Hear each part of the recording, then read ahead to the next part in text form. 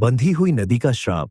18वीं शताब्दी में महान मराठा सेनापति माधवराव प्रथम अपनी सेना के साथ खोए हुए प्रदेशों को पुनः जीतने निकले।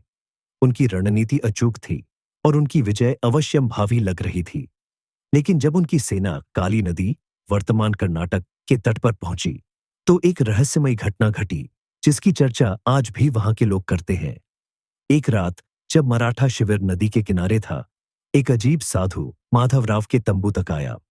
उसकी आंखें रहस्यमयी चमक से भरी थीं और उसका झुर्रियों वाला चेहरा गहरी साधना का संकेत देता था। वह गहरी, गूंजती हुई आवाज में बोला, वीर सेनापति, लौट जाओ। यह नदी एक भूले हुए श्राप से बंधी हुई है। यदि इसे पार करने का प्रयास किया तो यह उन सब की आत्मा को निगल जाएगी जो इसे अशुद्ध हृदय से लांघेंगे।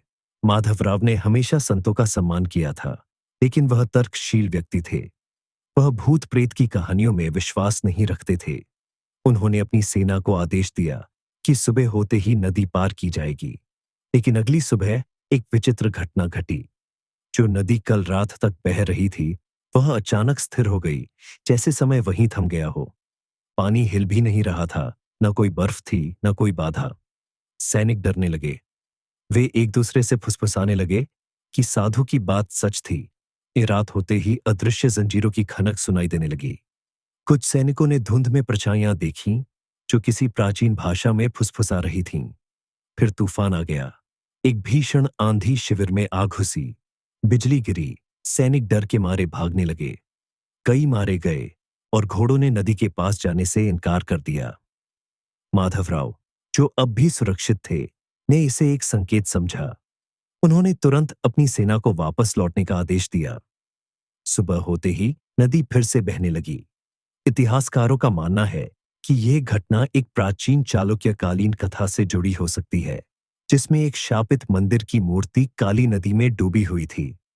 कहा जाता है कि वह मूर्ति दिव्य जंजीरों से बंधी थी ताकि नदी पूरे गांवों को डूबने से बचा सके।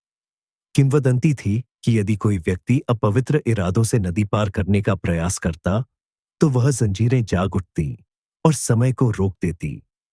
क्या माधवराव ने वास्तव में एक प्राचीन श्राप का अनुभव किया था, या यह प्रकृति की कोई अनोखी चेतावनी थी? आज भी स्थानीय लोग कहते हैं कि अगर किसी शांत रात में ध्यान से सुना जाए, तो काली नदी के पानी के नीचे जंजीरों की खनक सुनाई देती है।